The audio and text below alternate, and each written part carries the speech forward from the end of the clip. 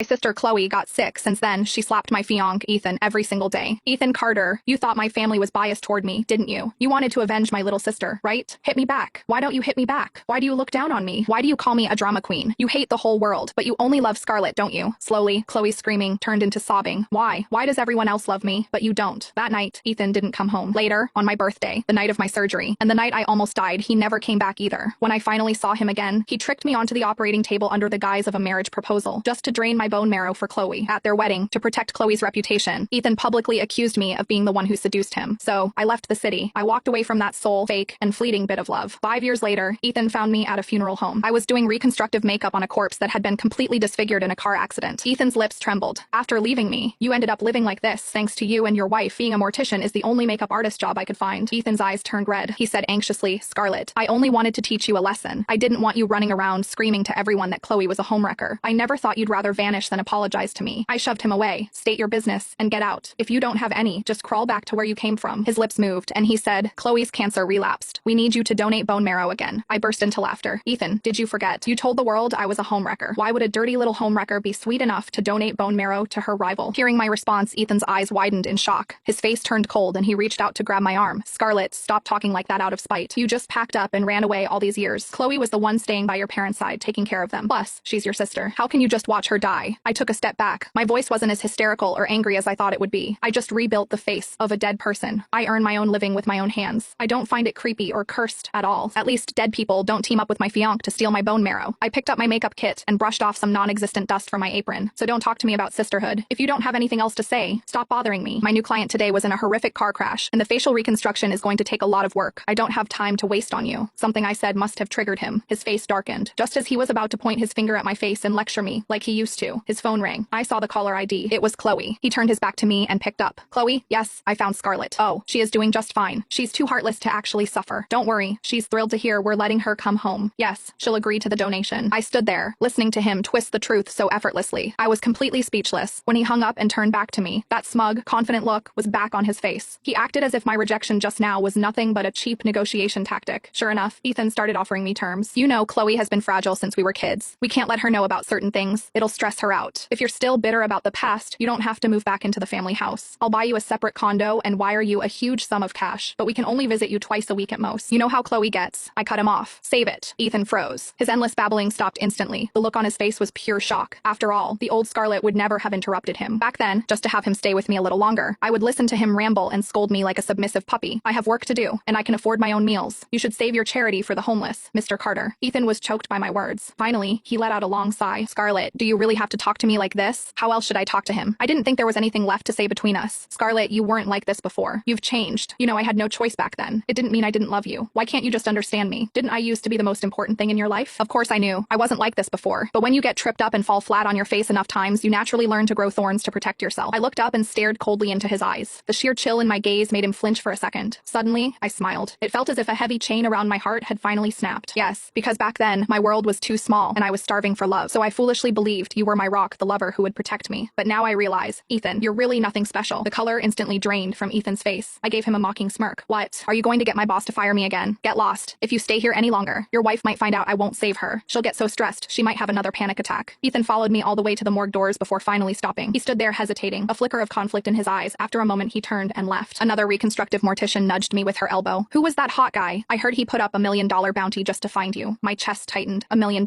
When my parents threw me out of the house, he wouldn't even give me $100.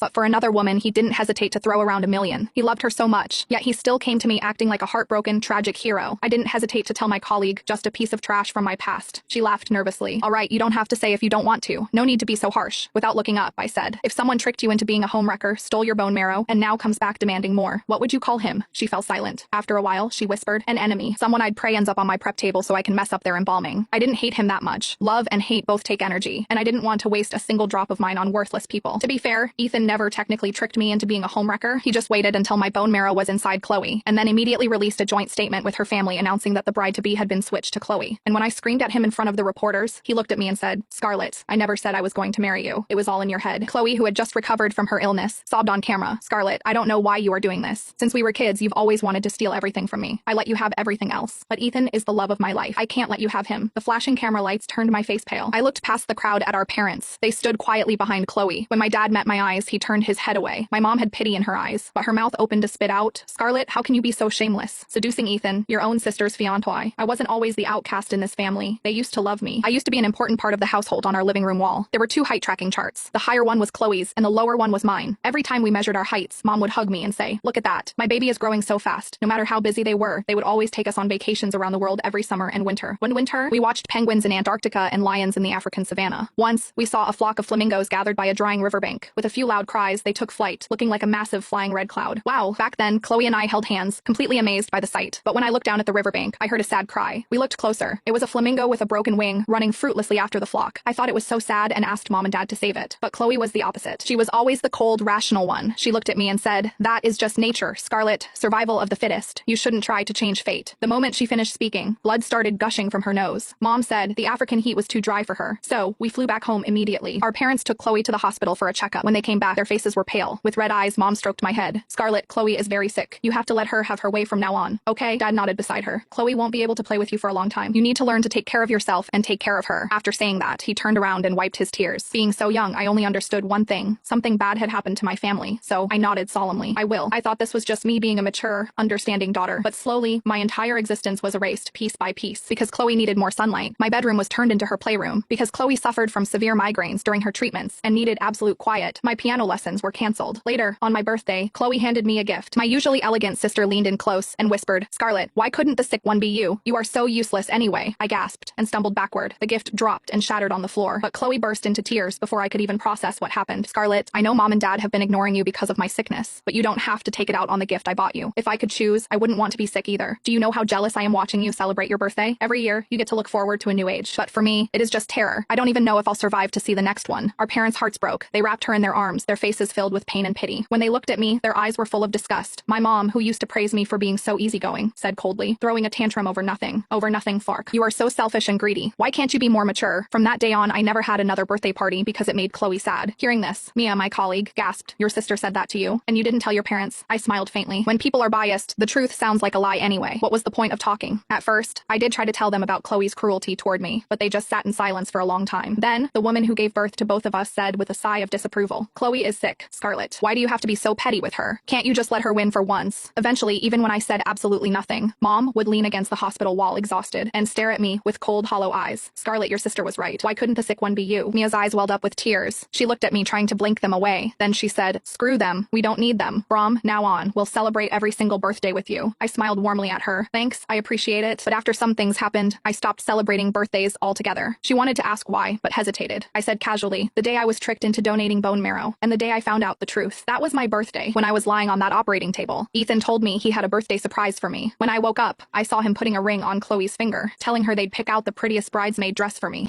Mia covered her mouth. What? I laughed softly. It was a very memorable birthday. The laugh sounded calm, but even I could hear how empty it was. That day I learned 2 things. First, anesthesia doesn't stop your heart from breaking. And second, I was finally cured of loving Ethan. For the next few days, life returned to normal. Bodies arrived. Families cried. Flowers withered. I rebuilt faces one after another so strangers could say one final goodbye to the people they loved. Dead people were easier than the living. They never lied. They never betrayed you. They never smiled while twisting the knife. I thought Ethan had finally given up. I underestimated him. 3 days later, just as I finished work, a black luxury sedan blocked the entrance of the funeral home. Ethan stepped out. Behind him were my parents. 5 years. 5 whole years. Not one phone call. Not one birthday wish. Not one apology. Yet here they were. My mother's eyes immediately filled with tears. Scarlett.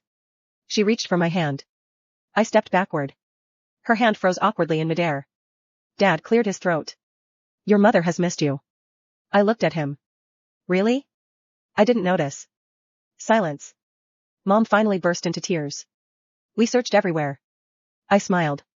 Did you? I remember being unemployed after you destroyed my reputation. I remember sleeping in train stations.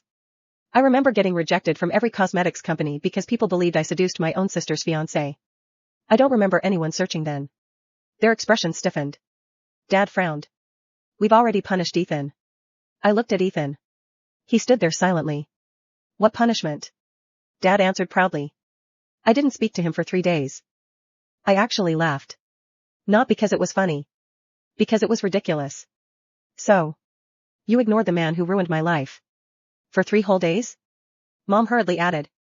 He regretted everything afterward. He searched for you for years. He never stopped. I looked at Ethan. So that's why he married Chloe? Nobody spoke. I continued. If he loved me so much.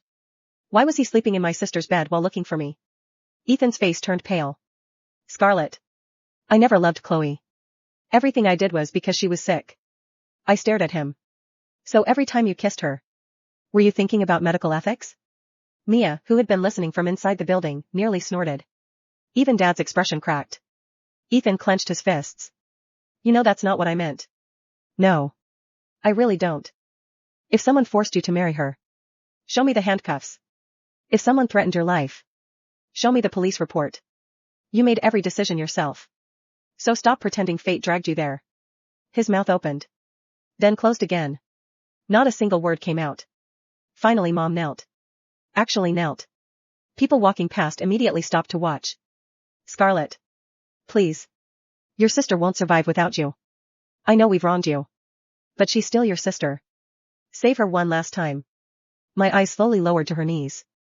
When I was 18. I had knelt exactly like this. Begging them not to make me donate again because the first surgery had nearly killed me. Mom had looked away. Dad had signed the consent forms. Now. Our positions had reversed. How ironic. I calmly took out my phone. Opened the recording app. Then looked at all 3 of them. Repeat what you just said. They froze. Mom blinked. What? I smiled. You said you wronged me. I want you to say it again. Louder. So everyone here can hear. Dad's face instantly darkened. Scarlett. You've become impossible. There are so many people watching. There it is. I nodded. I was wondering how long it'd take. You still care more about your reputation than your daughter. Dad's lips trembled. Mom slowly lowered her head. Ethan whispered. I'll admit everything. I'll tell the media. I'll tell everyone the truth. I'll restore your reputation. I looked at him quietly. Can you give me back those 5 years? Silence. My career? Silence. My birthdays? Silence. The family I lost? Silence again. I didn't think so. I walked toward the funeral home's entrance. Then stopped. Without turning around, I said. By the way. You don't need my bone marrow anymore. The 3 of them looked up. What do you mean? I finally faced them. The hospital called me months ago. They tested Chloe. Her condition has progressed. Even with a transplant. Her chances are almost 0. Their faces lost every trace of color. They didn't tell you? Ethan staggered backward. No. No. They said there was still hope. I nodded. There was. But hope isn't the same as certainty. I looked at my parents one last time. You spent 20 years sacrificing one daughter to save the other. In the end. You couldn't save either. Then I opened the funeral home's door. Before going inside, I said the last sentence I would ever say to them. If Chloe dies. Don't bring her here. I only restore the faces of strangers. I have no family left. The door closed behind me. Outside. 3 people stood in complete silence. For the first time in their lives. They realized the person they had abandoned. Was truly gone. Ethan came back thinking she was still the same girl who used to break just from his tone. He didn't realize she had already buried that version of herself in a morgue drawer years ago. Scarlett didn't yell. Didn't shake. She simply said one thing. Send me the full hospital records. Every signature. Every authorization. Every witness. Ethan frowned. Why would? Because I'm not asking anymore. Within a week, the first domino fell. The hospital's internal audit was triggered when Scarlett anonymously submitted the surgical timeline alongside missing consent discrepancies. A second later, a medical ethics board inquiry opened. Then a journalist picked it up. Then another. Chloe's fragile angel image started cracking first. Old nurses came forward. Security footage resurfaced. The voluntary donation narrative collapsed under timestamps that didn't match Chloe's supposed condition. Ethan tried to control it. He always tried to control everything. But this time every move he made was already anticipated. Every statement he released only made things worse. Every attempt to silence Scarlett only made the investigation louder. By the time he reached her again, he wasn't in control anymore. He was desperate. I can fix this, he said quickly. I'll take responsibility.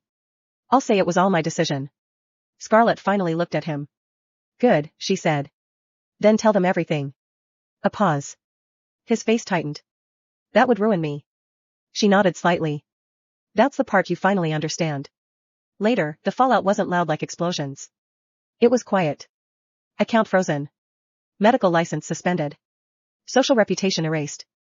Family name turned into a warning in articles about hospital abuse cases. And Scarlett? She didn't run. She didn't celebrate. She just went back to work, restoring faces for strangers who didn't lie to her. When someone asked if she felt better now, she answered honestly. No. Because this wasn't about feeling better. It was about balance. The first article came out at 6:13 a.m. By 6:40, it had already been reposted 17,000 times. By 7:05, Ethan's phone started ringing nonstop. By 7:12, the hospital board issued a temporary suspension pending investigation. By 7:30, Chloe's foundation quietly deleted every public page they owned. And by 8 o'clock, Ethan was standing outside Scarlett's workplace again. This time, he wasn't wearing confidence. He looked, scraped raw. Like someone had taken the polished version of him and peeled it away layer by layer until only panic remained. Scarlett didn't even look up from her work.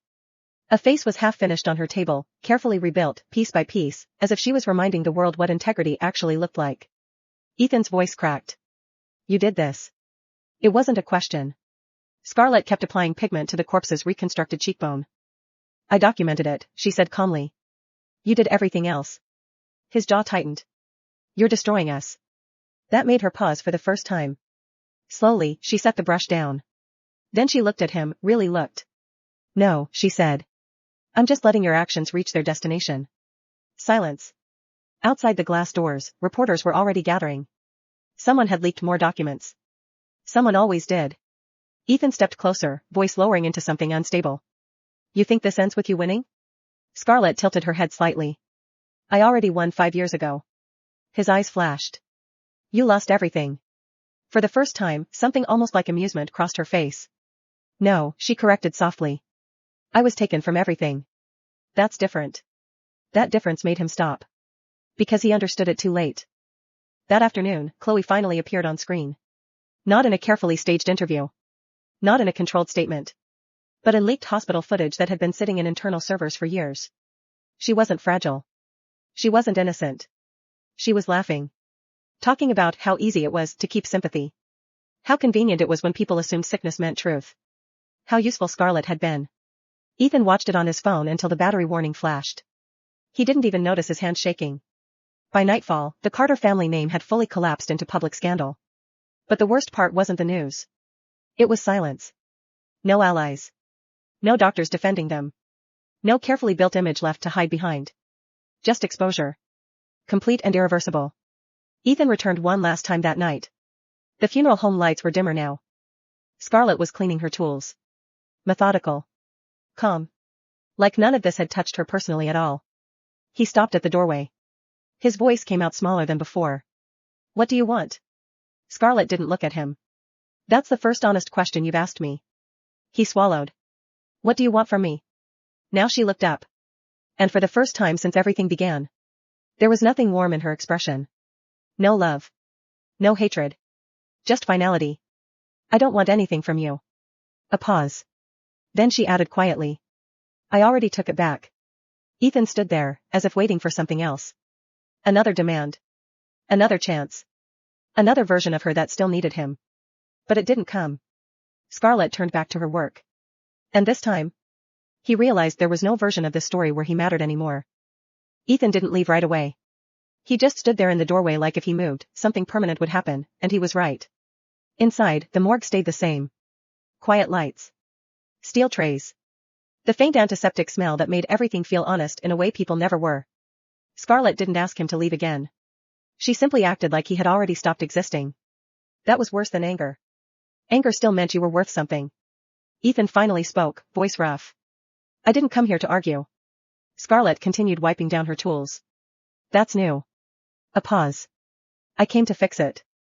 That made her finally stop again. Slowly, she set the cloth down and turned. Fix it, she repeated. Ethan nodded quickly, like he'd rehearsed it all day. I'll give you everything. Money, property, shares, whatever you want. I'll testify. I'll admit everything publicly. I'll take Chloe down myself if I have to. He stepped forward, desperation bleeding through every word. Just end it. Stop the investigation. Stop this from getting worse. Scarlett studied him for a long moment. Then she asked, almost gently. Do you think this is revenge? Ethan blinked. Isn't it? That got a quiet laugh out of her. Not warm. Not cruel. Just tired. No, she said. This is consequence. She walked past him, picked up a file from the counter, and opened it. Inside were neatly organized documents, timestamps, signatures, medical logs, transfer records. His name was everywhere. Not forged. Not framed. Just recorded. I didn't create any of this, she continued. I just stopped hiding it. Ethan's voice broke slightly. So what now? Scarlett closed the file. Now her tone changed. Not louder. Not emotional. Just finished. Now it belongs to the world. The next morning, Ethan became the headline. Not as a fiance. Not as a misunderstood man. But as a central figure in a multi-institution medical abuse case that spread across 3 hospitals and 2 private foundations. Chloe tried to disappear again. But there was nowhere left to be believed. Every version of her story had already been contradicted by evidence she couldn't explain away. Their parents called Scarlett 16 times. She didn't answer once. On the 17th call, she blocked the number. A week later, Ethan came back again. But this time he didn't come inside. He stood outside the morgue gate, holding an envelope. He didn't knock. Didn't speak. Just waited until Scarlett stepped out at the end of her shift. She saw him. Paused. Then walked toward him anyway. Not because she wanted to. But because she was done running from anything connected to her past. He held the envelope out. My statement, he said quietly. Signed. Everything you wanted. Everything I did. Scarlett didn't take it immediately. Instead, she looked at him for a long time. Then asked. And what do you want from me now? Ethan's voice was barely audible. Forgiveness. A beat. Scarlett finally took the envelope. He exhaled like that meant something. Then she added. I'm not qualified to give you that. She turned the envelope over once in her hand. Then looked back at him. But I can tell you what happens next. His eyes lifted slightly. She spoke calmly. You don't get a second life. You just live the one you already destroyed. Then she walked away. And for the first time, Ethan didn't follow her. A month passed without Ethan's name appearing in anything but court filings. Chloe's case collapsed in pieces, first her public image, then her legal defenses, then finally the last layer of support she'd been hiding behind. The hospital settlement followed soon after, quiet and expensive, the kind of silence money buys when the truth is too loud. Scarlett didn't attend any of it. She kept working. Restoring strangers' faces. Giving unknown people back their identities so their families could say goodbye properly. One afternoon, a journalist tried to interview her outside the morgue. Do you feel vindicated? Scarlett paused, gloves still on her hands. She thought about it for a moment. Then answered simply. No. Because I never needed them to lose for me to live. And she walked inside before any more questions could follow. The final time she saw Ethan was not planned. It happened on a rain-soaked street outside a courthouse. He looked smaller now, not physically, but in presence. Like everything he used to occupy had been taken back by the world. He didn't approach her. He just spoke. I lost everything. Scarlett nodded slightly. I know. A long silence. Then, softer. Do you hate me? She looked at him for a long moment. Rain blurred the edges of everything except the space between them. No, she said. I stopped having that kind of space for you. That answer hit harder than anger ever could. Because it meant he wasn't important enough to hate anymore. He gave a faint, broken laugh. So what am I to you now? Scarlett adjusted her bag, already turning to leave. Someone I used to know. Then she stopped at the edge of the sidewalk. Not looking back, she added. You taught me something useful. Ethan's voice tightened. What? Her answer came without hesitation. That love without truth is just self-destruction with better lighting. And then she walked away. Years later, people would hear her name in a different way. Not as a victim. Not as a scandal. But as one of the best reconstructive morticians in the country, someone who could restore what others thought was impossible, and who never once needed applause for it. And if anyone ever asked where she learned to handle broken things so well, there was never a dramatic answer. Just a calm one. I used to fix people who were still alive. A pause. After that, nothing else felt difficult.